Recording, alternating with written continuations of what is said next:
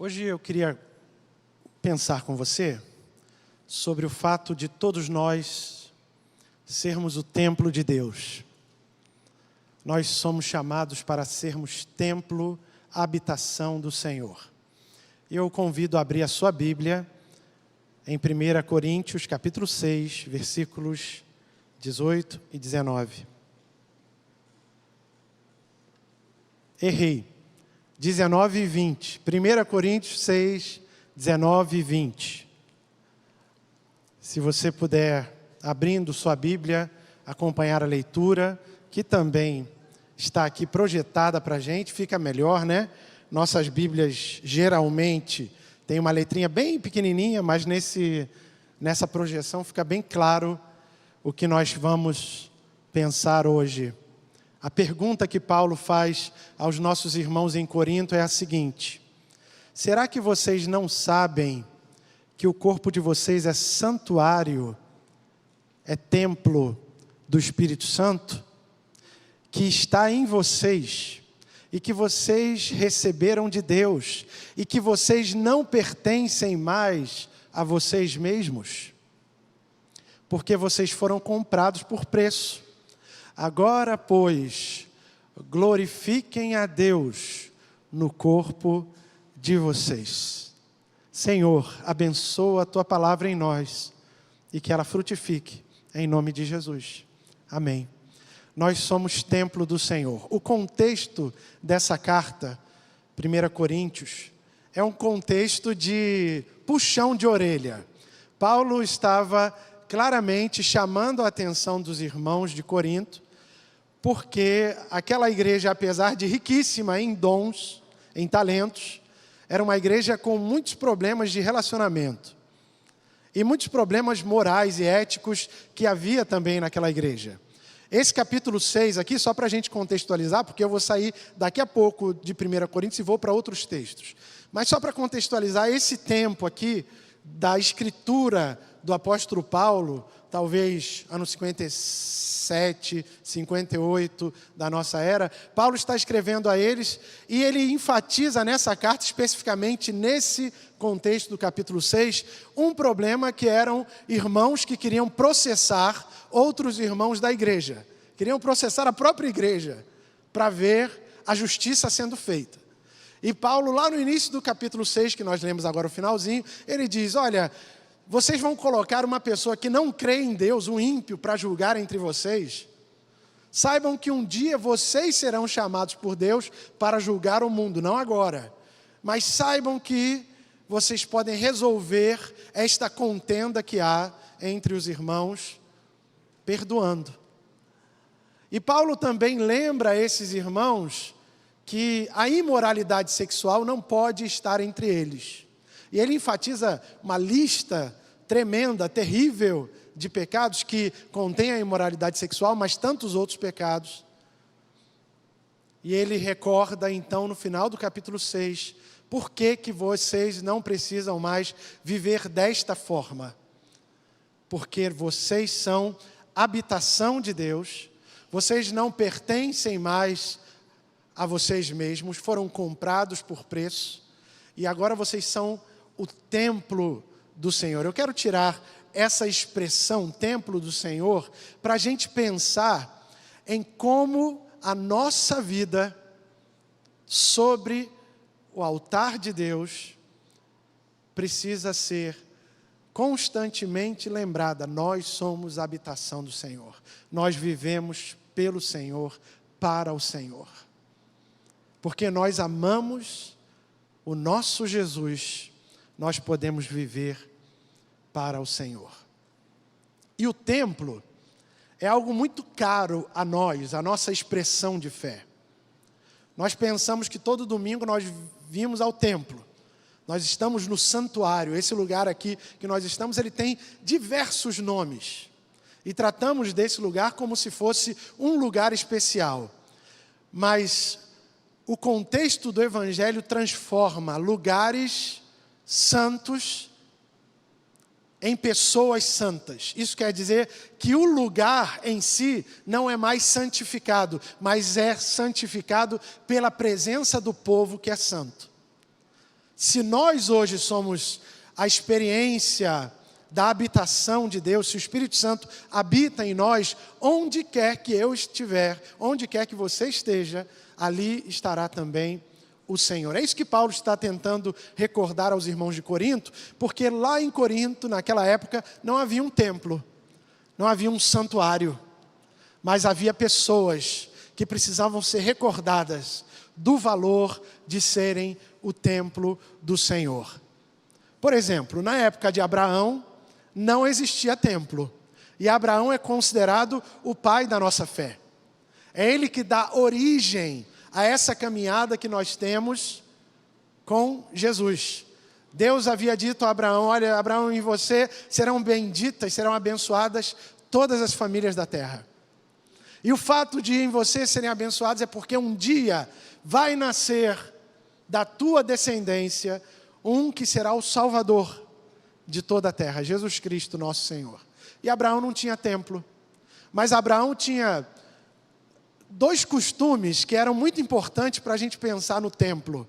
Onde quer que Abraão passasse, ele escavava poços e ele construía altares. O escavar poços tem a ver com um costume humanitário. Imagina, Abraão vivendo no deserto, no Negueb, no lugar que nós chamamos hoje de Palestina, passando por aqueles lugares, era um nômade, ele escavava poços, e ele deixava esses poços abertos para que as pessoas viessem depois dele e pudessem usufruir da água. Esse era um costume humanitário. E ele construía altares ao Senhor. Esse era um costume religioso, espiritual. E provavelmente, o altar mais conhecido de Abraão está em Gênesis capítulo 22. Quando Abraão recebe um chamado de Deus, o Senhor fala: Abraão, você vai para a terra de Moriá. E vai subir um monte chamado de Monte Moriá. E lá você vai construir um altar. E você vai sacrificar o seu filho Isaque. E Abraão provavelmente ficou entristecido, mas ele sobe o Moriá. E é inesquecível que em Gênesis 22 nós imaginemos Isaque carregando a lenha que seria para queimar o seu próprio corpo, subindo o Monte Moriá. Lá Abraão constrói o seu altar. Nós aprendemos que o altar, o templo, é um lugar em que nós abdicamos daquilo que é tão caro, tão precioso para nós. Para Abraão era Isaque. Para nós podem ser costumes, podem ser hábitos, podem ser atitudes que envolvem a nossa vida, mas quem é templo do Senhor saberá que é chamado para santificar-se, para viver uma vida diferente da vida que vivem as pessoas que não creram em Cristo Jesus, nosso Senhor. Nós somos muito bons nisso, né? Nós viemos ao templo aqui, estamos reunidos nesse local de culto, e a gente vem talvez com a nossa melhor roupa, e a gente passa uma maquiagem na cara, faz a barba, mas na segunda, na terça, na quarta-feira, nós voltamos a ser quem nós somos. E Abraão está nos dizendo: abdique daquilo que é mais importante para você, para que você possa seguir o Rei dos Reis, o Senhor dos Senhores. Há 7 anos atrás, se converteu na Igreja Batista de Milão, um jovem chamado Nur. Agora eu posso falar o nome dele. Porque o Nur, ele era um sômali. E na etnia dos sômalis, tem um país na África chamado Somália. Havia, naquela época, apenas 230 cristãos convertidos. A Somália está no top 5, top 5 dos países em que há maior perseguição contra os cristãos. Então, para alguém se converter, sendo um sômali, ele não apenas vai à frente, levanta a mão e deixa-se ser batizado, mas é uma pessoa que está disposta a abdicar da sua própria vida, dos seus laços familiares, dos seus amigos, porque agora, convertido, Nur se sabia perseguido. E se sua família o localizasse na Itália, ele iria ser morto. Mas o Nur se converte. E aí eu estava aqui ainda com a minha família, no Rio de Janeiro. Eu iria ser o pastor da igreja de Milão. E eu começo a discipular aquele jovem que não falava italiano em inglês, que ele falava muito bem o inglês. E aí começamos esse processo de discipulado, 23 anos o Nur. Tinha ido para a Itália naquelas levas de pessoas que atravessam naqueles botes, que dá 12 pessoas, mas eles colocam 60 em cima, de vez em quando naufraga 1 ou 2, no meio do Mediterrâneo. Nós temos visto essa crise humanitária. E o Nur chega até Milão, e ele é abraçado pelas pessoas ali, e ele começa o discipulado à distância com o pastor André. E chega o tempo do batismo do Nur. Eu e minha família fomos até a Itália, não só para o batismo dele, mas para que a gente conhecesse a igreja. Passamos algumas semanas de 2016 ali. E eu lembro que na semana do batismo do Nur, ele fala assim: eu estou pronto, eu abdiquei da minha fé no Corão, eu confesso a Jesus Cristo, nosso Senhor, eu creio na promessa que Deus fez a Abraão. Ele falava Ibrahim, Ibrahim é o nome de Abraão, na língua dele. Imagina um garoto que até os 13 anos, a única escola que ele ia era a escola do Corão. E ele sabia o Corão de cor. Mas agora ele abdica dessa vida. E ele diz: agora eu quero ir para as águas do batismo, mas falta uma coisa, pastor. E aí ele disse para a igreja: falta uma coisa. Ele tira um maço de cigarros do bolso. Eu quero dizer para os irmãos que eu nunca mais vou colocar um cigarro na minha boca, porque o meu corpo é templo do Espírito Santo. O nosso corpo é templo do Espírito Santo. Para as coisas que nós precisamos mudar e para os nossos hábitos. E se somos templo do Espírito Santo, isso significa que Deus nos fez uns iguais aos outros no valor. Aqui não há entre nós o pastor, que é mais importante, ou o missionário, ou o doutor, ou os homens e as mulheres. E é por isso que nesse momento, apesar de ser Dia dos Pais, eu publicamente quero pedir perdão às mulheres. Esse microfone, ele é muito masculino. E nesse microfone não cabem nenhum tipo de piada de cunho sexista, separatista, porque Cristo fez homem e mulher à sua imagem e semelhança. E aí está lá Abraão, no Monte Moriá, e o anjo segura a mão de Abraão e diz: não, Jeová Jireh, o Deus proveu o sacrifício. E aí Abraão toma aquele animal, sacrifica e louva o nome do nosso Senhor. Nós poderíamos pensar que Isaac ficou para sempre atordoado, traumatizado, pelo fato de ter sido ele a levar a madeira e ter sido quase sacrificado pelo seu pai. Mas Isaac, apesar de não ter tido templo, ele tinha 2 costumes que ele aprendeu com o pai dele. Olha aí o Dia dos Pais. Essa é a minha mensagem para o Dia dos Pais. Isaac aprendeu a construir altares e a escavar poços. Era isso que Abraão fazia. Isaac, por onde passava como nômade, construía altares ao Senhor, escavava poços. E em Gênesis capítulo 26, aparece lá o Isaac escavando poços. E ele vai escavando vários poços e, aproveitando-se da atitude humanitária que seu pai teve, Abraão, aproveitando-se da água daqueles poços. Mas aí ele chega na terra dos filisteus, onde seu pai Abraão havia passado. Ali havia um rei chamado Abimeleque. E Isaac vai percebendo que Abimeleque começa a ficar de olho e com inveja dele. E ele tem que fugir da presença de Abimeleque. E ele vai escavando poços e chega no momento em que ele é tão detestável naquela terra que os homens de Abimeleque começam a fazer o quê? A enterrar os poços de Abraão. E ele sai daquela terra e os seus servos acham um novo poço de águas. E Abimeleque, então o rei dos filisteus, percebe: a força de Deus, do Eterno, está com esse homem chamado Isaac. Vamos lá, porque nós temos que fazer a paz com ele. Vamos deixar de contender, vamos fazer a paz. E o que Isaac faz? Um altar. Ele não tinha ficado traumatizado, ele fez um altar, matou um novilho, queima aquela gordura em oferta ao Senhor, come da carne assada, né? Nós chamaríamos hoje de churrasco, mas ele come daquela carne, junto com Abimeleque, e celebram ali a paz. O filho mais conhecido de Isaac é Jacó. E Jacó não tinha templo. E na história de Israel, em Gênesis capítulo 28, aparece Jacó fugindo da ira do seu irmão Esaú. E ele se deita para dormir, indo para a casa do seu futuro sogro Labão, sobre uma pedra, num lugar chamado Luz. E quando ele dorme, ele tem um sonho, que os anjos de Deus estão subindo e descendo naquele lugar, numa escada.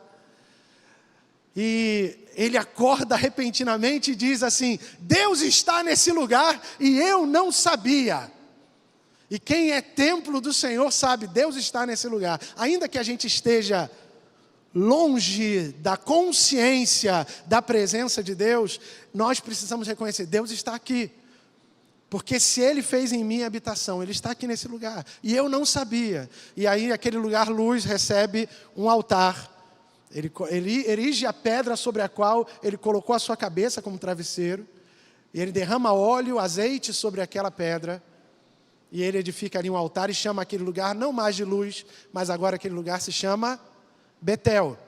Porque ele diz, aqui é a casa de Deus. Até ali, na história do Israel, não havia templo, mas Deus estava com o seu povo. Deus estava com os patriarcas. E Deus está conosco, ainda que nós não tenhamos templo.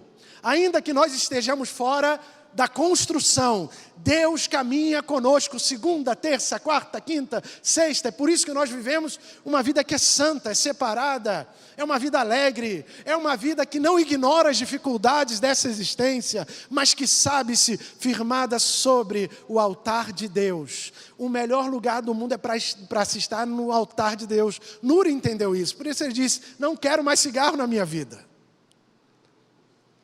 E é por isso que Paulo diz assim, peço para vocês, irmãos, que ofereçam a vida, o corpo de vocês, como sacrifício vivo, santo e agradável a Deus. E esse é o culto racional de vocês. E não se amoldem, não tomem a forma desse mundo, mas transformem-se pela renovação da mente de vocês.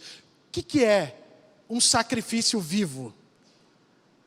Melhor expressão que nós temos para identificar um sacrifício vivo é Isaac. Um sacrifício que está sobre o altar e não morre. E Paulo está dizendo assim, vocês precisam ser sacrifício vivo.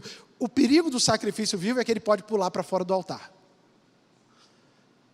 Mas ser sacrifício vivo, santo e agradável a Deus, é saber-se estar nesse mundo, sem considerar-se superior às pessoas do mundo, mas como luz para as pessoas que estão ao nosso redor. Então, na história de Israel, os patriarcas não tiveram templo. Moisés, até os seus 80 anos de vida, não teve templo. E aí nós vemos a história de Israel saindo do Egito com Moisés. E em Êxodo, capítulos 26, 27, 28, Moisés sobe até o Monte Sinai. E ele tem uma visão de Deus. E Deus vai ensinando para Moisés, olha, é assim que você vai fazer o tabernáculo. Que para eles era um templo que se movia de lugar. Tabernáculo significa cabana, barraca. E ele sobe, ele tem a visão no Sinai do que é o tabernáculo. E ele vai percebendo cada detalhe do tabernáculo. E em Êxodo capítulo 40 nós vemos que Moisés, ele ajuda aqueles homens operários a construírem o tabernáculo. Qual é o assunto mais repetido em toda a Bíblia? Eu já ouvi dizer que é dinheiro, que é amor, mas não é nada disso. O assunto mais repetido e mais detalhado em toda a Bíblia é o tabernáculo. E nós precisamos entender que no tabernáculo existia vários locais em que os sacerdotes entravam para prestar culto ao Senhor. Mas imagina comigo que na saída do Egito, no Êxodo, o povo de Israel tinha entre 2 e 2,5 milhões de pessoas. E o tabernáculo era pouco maior do que essa sala de culto. Não dava para todo mundo estar dentro do templo. Só quem podia entrar no tabernáculo eram os levitas, a tribo de Levi, e os sacerdotes sorteados para aquele ano. Isso significa que um povo de 2,5 milhões de pessoas tinha o seu relacionamento com Deus, se relacionava com o Senhor por meio de sacerdotes, mas olhava para o Senhor e percebia quem Ele era. E esse tabernáculo, ele fica durante séculos na vida do povo de Israel. Era o templo. Agora tem um templo, mas nem todo mundo entra no templo. E nós vemos o tabernáculo de uma forma muito clara na história que está em 1 Samuel capítulo 1, quando Ana, Eucana e Penina sobem a Siló. E depois que chegam até a terra prometida, os israelitas armam um tabernáculo. E Ana está diante do tabernáculo fazendo sua oração, e um homem chamado Eli se chega perto dela e diz: por que você está orando assim? Por que você está aí embriagada, falando coisas que não fazem sentido? Então Ana diz: eu estou do profundo da tristeza do meu coração, dizendo para Deus aquilo que me falta. Senhor, me dá um filho, me dá um filho. Ana faz a sua oração diante do tabernáculo e é respondida. Então, quem é templo do Senhor, sabe-se uma pessoa que está na presença do Senhor e que ouve a voz do Senhor e que recebe respostas de oração, não porque mereça, não porque é mais especial, mas recebe resposta de oração porque sabe-se templo do Senhor.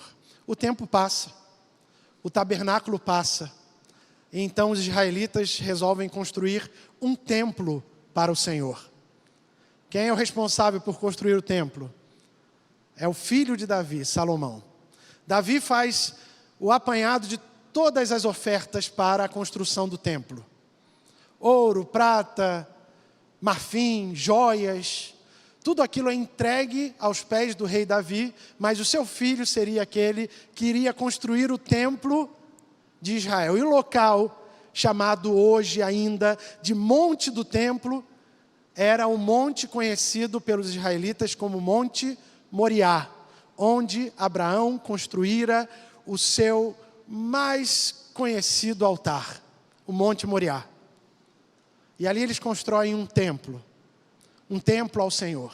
Esse templo dura 400 anos, do ano 1005 até o ano 586, quando os babilônicos entram em Israel, saqueiam o templo, levam para o cativeiro todo o povo de Israel. 400 anos de existência daquele templo. Quando a gente olha nas gravuras ou visita alguma construção da Grécia Antiga, da Roma Antiga, vemos aquelas coisas de mármore tudo branquinho, né? Mas é muito provável que aquele mármore fosse tingido e que aquelas esculturas fossem todas coloridas. E é muito provável que o templo de Israel também fosse todo colorido, com afrescos, com mosaicos, que retratavam a poesia do povo hebreu. Em 586, então, esse povo é levado como cativo. E o templo não está mais longe, ele está destruído. E durante 70 anos, de 586 até 516, esse povo passa no cativeiro babilônico. E qual é o templo que eles têm? Nenhum. O que eles resolvem fazer? Um livro chamado Saltério. Os Salmos eram o templo de Israel na época do exílio babilônico. A ponto deles cantarem assim: às margens dos rios da Babilônia, nós nos assentávamos e chorávamos, lembrando-nos de Sião. Lá na Babilônia, nos salgueiros que lá havia, nós pendurávamos as nossas harpas. Os nossos opressores diziam: cantai-nos o canto do Senhor. Eles nos pediam canções, mas nós respondíamos: como nós podemos cantar o canto do Senhor estando em terra estranha? E é nesse tempo de 70 anos que surgem os salmos do Saltério, porque se eles não podiam entrar no templo, o salmo era um templo literário, litúrgico, de orações, nos quais os antigos hebreus, judeus, entravam em espírito e em verdade para buscar a face do seu Senhor. Mas o tempo do exílio termina. 516, o povo começa, antes de Cristo, começa a retornar para a Palestina. E aí o que eles fazem? Eles começam a construir um novo templo. E aí nós vemos o livro de Ageu, e Ageu está dizendo assim: ô Zorobabel, você que é... Zorobabel é um bom nome para você que vai ser pai, que vai ser mãe, para colocar no seu filho. Zorobabel, anota. Zorobabel,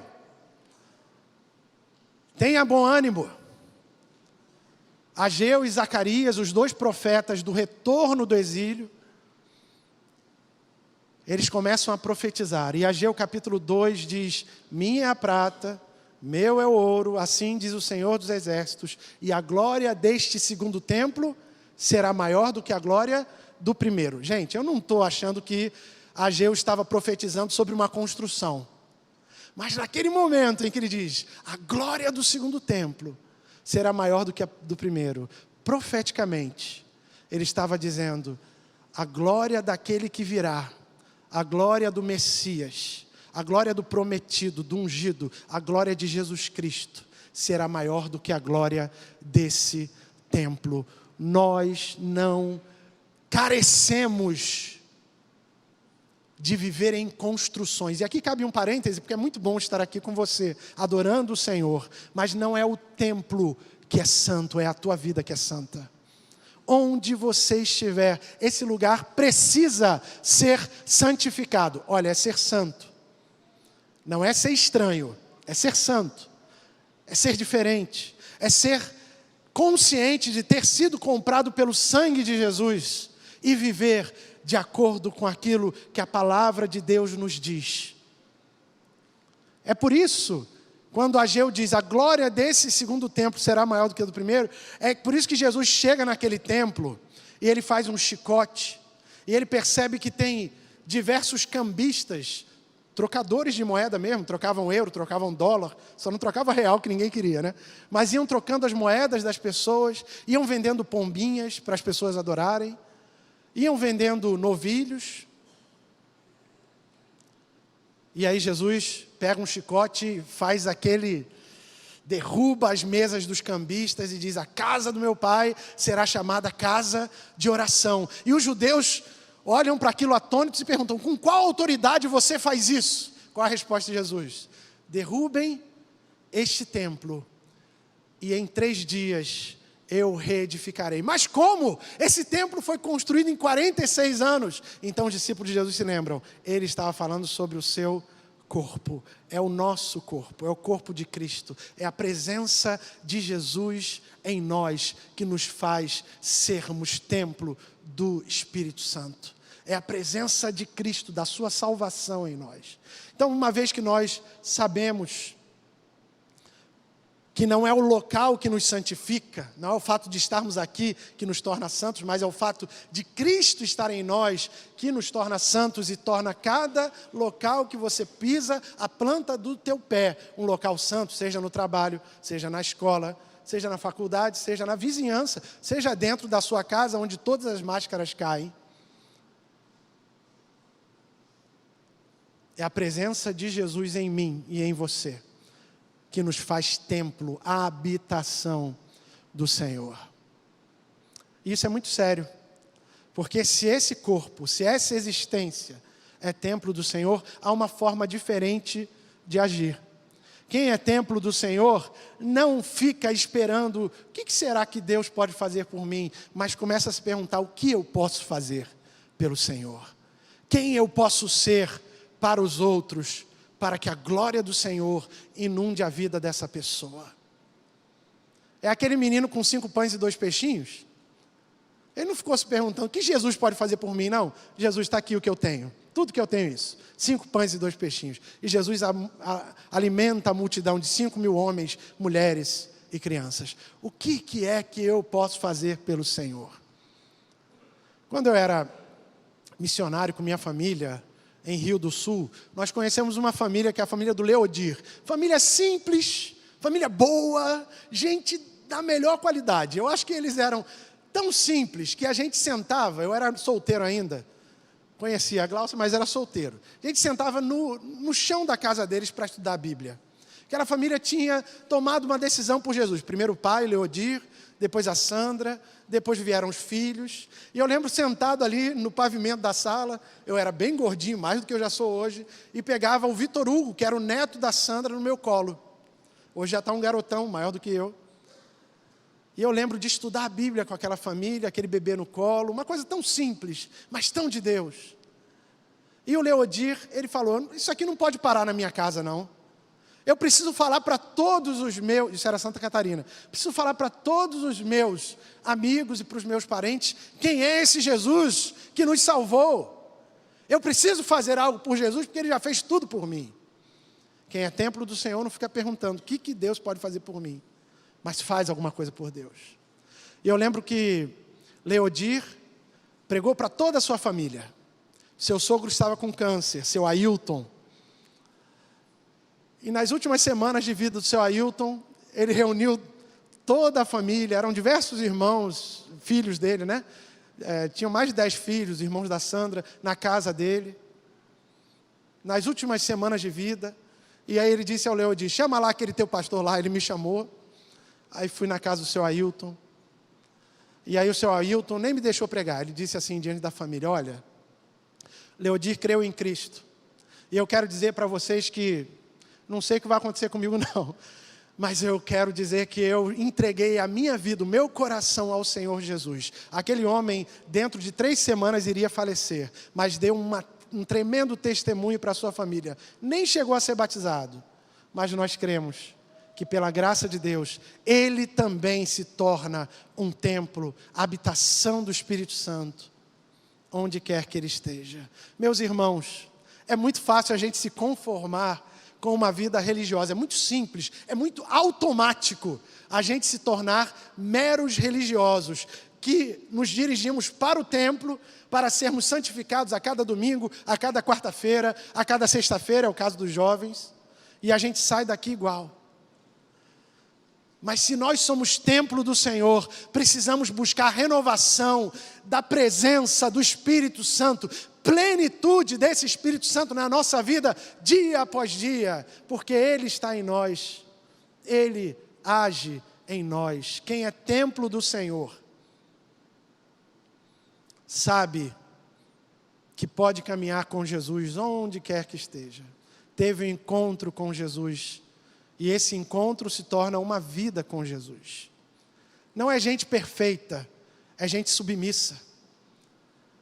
Não é gente melhor do que os outros, é gente obediente ao Senhor. É templo, é habitação. Permite que o Senhor vá transformando dia após dia, de glória em glória, o seu coração, a sua mente, a sua forma de pensar. Renovem-se pela transformação do entendimento de vocês. Quem é templo de Senhor caminha com Jesus. Diz o texto bíblico de Atos capítulo 4, que Pedro e João estavam pregando o Evangelho. Um homem que não conseguia andar, paralítico, pede ouro, pede prata, pede uma esmola. E aí Pedro diz, eu não tenho ouro nem prata, mas levanta em nome de Jesus, aquele homem é curado. E aí isso é um escândalo para os judeus, porque ele estava curando e pregando e ensinando em nome de Jesus. E eles apertam Pedro e João para que eles parem de falar em nome de Jesus. E aí o que eles recebem como resposta? Não importa mais obedecer a Deus do que aos homens. E nós estamos falando em nome de Jesus a quem vocês crucificaram. E contam toda a história do Evangelho para aqueles homens. Que maravilha! Qual é o reconhecimento das autoridades dos judeus em Atos 4:13? Eles viram que Pedro e João eram homens, apesar de incultos, rudes pescadores, mas eles reconheceram que Pedro e João tinham andado com Jesus. Eles reconheceram, olha lá, que eles haviam estado com Jesus. Atos 4:13. Isso é muito importante.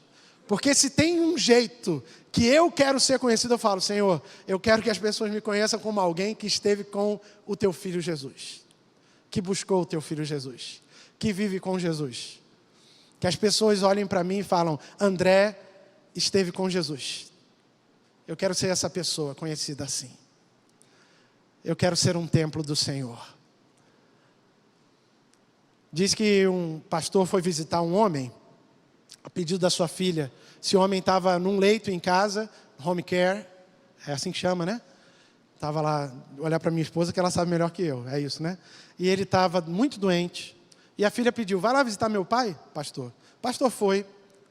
E aquele homem no leito, em casa, e uma cadeira diante da cama daquele homem. E o homem parecia que estava dormindo na cama, e o pastor entra, sem fazer muito barulho. Mas quando o homem doente, no leito, ouve os passos do pastor, ele acorda, e o pastor olha, bom dia, meu irmão, vim aqui fazer uma visita para você, já vi que está tudo preparado aqui para que eu possa me sentar. E aí o homem, não, essa cadeira aí não é para o senhor não, essa cadeira é para outra pessoa. Para outra pessoa? É para outra pessoa. Para quem que é essa cadeira, meu irmão? Essa cadeira é para o Senhor Jesus. Eu aprendi o seguinte, pastor, fecha a porta, porque se eles ouvirem isso, além de doente, vão achar que eu sou lunático. Então eu não sabia como orar. E aí eu perguntei para um amigo meu, como é que é esse negócio de orar? Ô, João, você ora assim, imagina que Jesus está aí sentado numa cadeira diante de você, e você vai falando as coisas que você tem no coração para Jesus, e vai compartilhando com ele. E aí, a partir daquele dia, eu peço sempre a minha filha deixar uma cadeira aqui. Ela não sabe para que é, mas é porque eu converso bastantão com Jesus. E quando eu fico com sono, eu durmo. E o pastor ficou assim, gostou tanto da prosa daquele homem, e fez aquela visita, orou com ele. A filha agradeceu, ele saiu. Algumas semanas depois, aquele homem falece. E o pastor volta para abraçar aquela jovem que havia convidado para estar com seu pai. E ela diz assim, pastor, meu pai morreu tranquilo, sereno, e foi tudo bem, estamos consolados pela forma como ele faleceu. Mas tem uma coisa estranha, sabe aquela cadeira que vivia do lado da cama dele? Ele, quando a gente achou o corpo dele, ele tinha puxado a cadeira para perto, e ele morreu debruçado sobre aquela cadeira. E aí o pastor diz, minha irmã, console-se e glorifique ao Senhor, porque o seu pai morreu no colo de Jesus.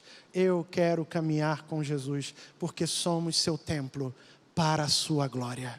Nós podemos ser homens e mulheres, meninos e meninas, jovens e moças, conhecidos como pessoas que caminham com Jesus. E aí, quando a gente vier ao que a gente chama de igreja, de templo, tudo vai fazer sentido, porque nós saberemos que vivemos para a Tua glória, Senhor, para a Tua glória. Somos o Teu templo para a Tua glória. Que Deus abençoe assim essa mensagem. Que o Senhor fale ao meu coração e ao seu coração aquilo que o pregador não foi capaz de falar.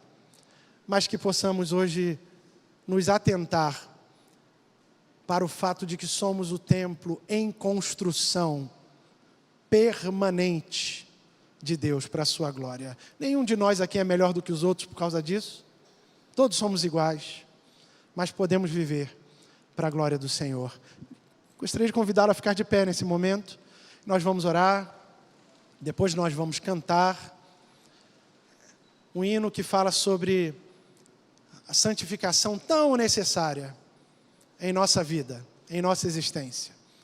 E que nós possamos viver assim, na consciência de que Jesus Cristo, o nosso Salvador e o nosso Senhor está presente. Ele está presente nesse lugar. Ele está presente na minha vida e na sua. E quando você sair daqui, que você saia acompanhado por Jesus, caminhando com Jesus. Que as pessoas reconheçam, Jesus está na sua vida. Pai Santo, te agradecemos pela Tua palavra, que é tão simples e que às vezes é tão complicado da gente colocar em prática. Abençoa-nos, Senhor, aqui nessa reunião. Que aquilo que eu não fui capaz de falar, que seja o Teu Santo Espírito a ministrar aos nossos corações. E eu rogo, Senhor, que o Teu poder, a Tua consolação, a Tua alegria, encha os corações aqui que precisam de poder, consolação, alegria. E eu te peço, Senhor, que ainda mais o Senhor possa operar para a salvação, para a cura, para a libertação de todos aqueles que entramos aqui com essas necessidades. Queremos a cada dia viver como templo do Senhor, porque fomos comprados pelo sangue do Teu Filho, para a Tua glória, em nome de Jesus. Amém. Ainda de pé, com alegria, vamos cantar ao Senhor, Deus da nossa salvação.